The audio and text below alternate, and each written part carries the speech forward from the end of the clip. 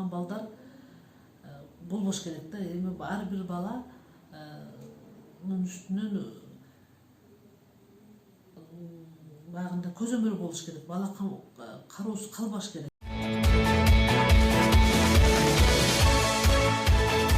Бүгүнкү күндө Баткен шаарынын аймагында мигранттын балдары болуп 413 бала катталды. Биз Баткен шаардык социалдык өнүгүү башкармалык тарабынан үймө-үй кыдыруу уюштурулуп, ошо 413 бала ата-энеси мигрант болуп, балдар кароосуз калгандыктан ошо балдардын арасынан 9 балага биз камкорчу дайындадык. Бул боюнча биз жакшы эле иштерди алып барып атабыз. Балдардын жашоо шартын изилдеп, ошо канчалык деңгээлде камкорчулар балдарга камкордук жасап атат, көзөмөл жасап атат. Эми ошо балдар жаман иштерге, зордук зомбулукка учурап калбаш үчүн, ошондой эле көчө балдары болуп кетпеш үчүн, баягындай жаман иштерге барып, закон бузууларга барбаш үчүн, правонарушенияларга барбаш үчүн ошол опекун дайындалат, камкорчу дайындалат.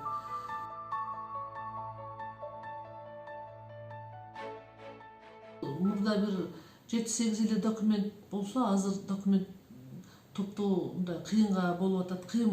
Көп документти суд тарабынан көп документтер талап кылынууда.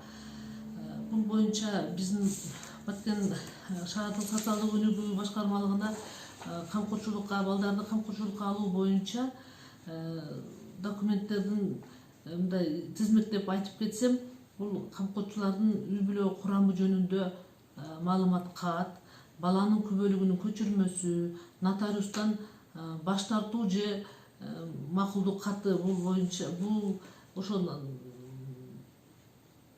миграцияда жүргөн ата-эненин нотариус аркылуу макулдук каты болуш керек, сөзсүз түрдө.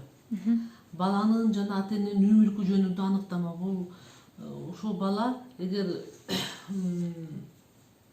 камкорчунун колунда калса, ошо баланын мүлкү жөнүндө мүлкү сөзсүз такталыш керек да. Эми ар кандай шарттар болуп калат, ол бала сөзсүз өзүнүн мүлкү болуш керек.